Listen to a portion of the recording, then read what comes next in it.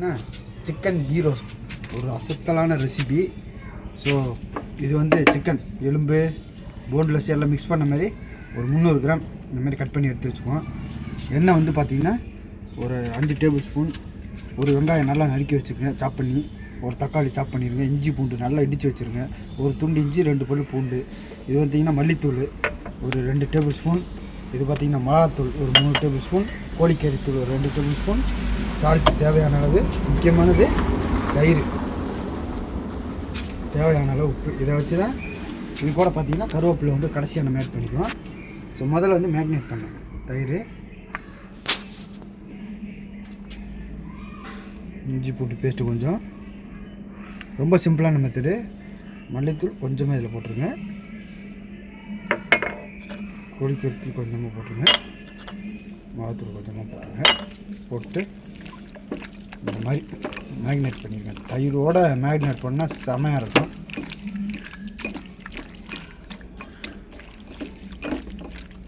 So 50 minutes நல்லா மேக்னேட் ஆகட்டும். அப்புறமா குக் பண்ணுவோம். சாண கருவேப்பிலை எடுத்துருக்கோம். கருவேப்பிலை வந்து 2 ஸ்ப்ரிங்கு.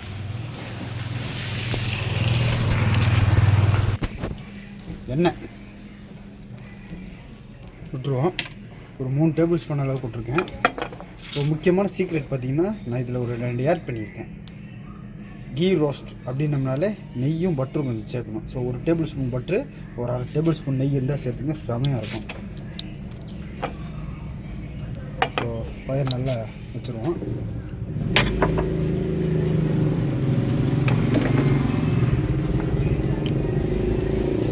இன்னும் நல்லா சூடாக இருக்கும். இஞ்சி முதல்ல இஞ்சி தான் போடணும். நல்ல ரெசிபி. ரொம்ப எதுவுமே போட தேவையில்லை. நீங்கள் சும்மா இருக்கிற வச்சு அப்படி ஒரு குழப்பினோம்னாலே செம்ம ருசியாக இருக்கும்.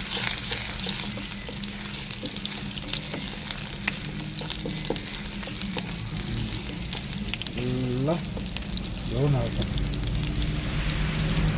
நல்லா ப்ரௌன் ஆகுனா வெங்காயத்தை போட்டு ஒரு வதக்க வைக்கணும்.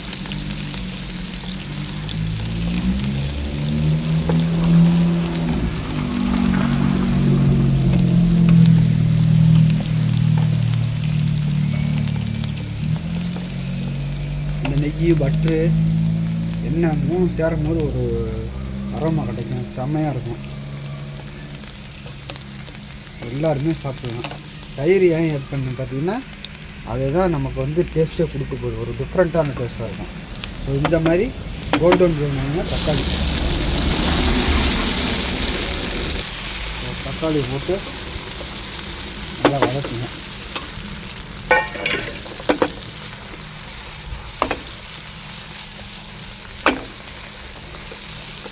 வதக்கணும்னா மேரினேட் பண்ண கோழி போட்டு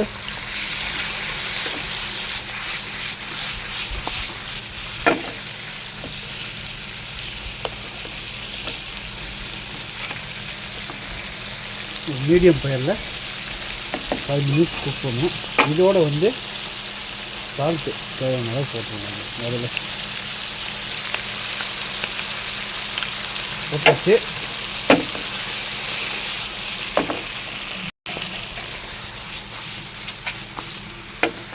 ஸோ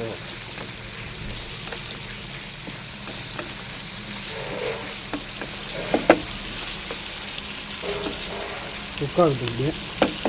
இந்த மூடி இருந்தால் ஒரு 6 to 7 மினிட்ஸ் மூடி போட்டு வைங்க. மூடி இல்லைன்னா ஒன்றும் கவலை. சிக்கன் கீ ரோஸ்ட்னால் வந்து தண்ணி வந்து ஆட் பண்ணணும். தண்ணி ஆட் பண்ணாமல் செய்ய போகிறோம். ஸோ தண்ணி ஆட் பண்ணிங்கன்னா கிரேவி மாரி ஆகிடும். ஸோ தண்ணி வேண்டாம். ஸோ கிரேவி மாதிரி கொஞ்சம் லைட்டாக வேணும் அப்படின்றத லைட்டாக தண்ணி ஆட் பண்ணிக்கணும்.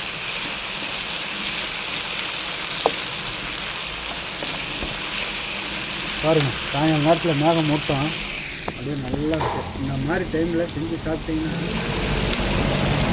கொஞ்சம் நேரம் குக் ஆகுதுங்க. குக்காகத்தூள் உப்பு வந்து மிளகாத்தூள் மல்லித்தூள் இதுக்கு பேலன்ஸ் எல்லாத்தையுமே போட்டுருங்க. கோழிக்கறி தூள் போட்டு கிண்டணும். இது கோழி நல்ல சிவப்பு கலரில் வரும்.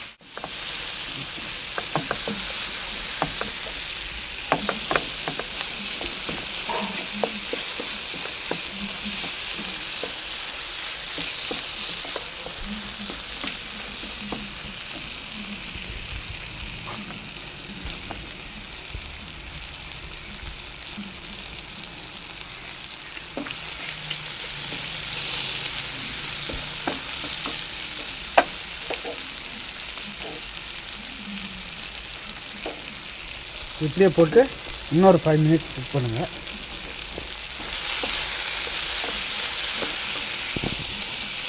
நல்லா குக் ஆகட்டும். ஸோ 5 மினிட்ஸ் ஆகிடுச்சு. ஸோ நல்ல ஒரு அரோமா கிடைக்கிற டைமில் ஸோ வந்து கறி லீஃப் கடைசியாக போட்டு அவ்வளோதாங்க. சுவையான கீ ரோஸ்ட் ரெடி ஆகிடுச்சு. இந்த கருவேப்பிலை போட்டோன்னே ஒரு நல்ல மனம் கிடைக்கும். செம்மையாக இருக்கும். ஸோ பாருங்கள், இந்தமாரி ட்ரையாக இருக்கணும். மறக்காமல் ட்ரை பண்ணி பார்த்து எப்படி இருக்குன்னு சொல்லி சப்ஸ்கிரைப் பண்ணி சப்போர்ட் பண்ணுங்கள். தேங்க்யூ.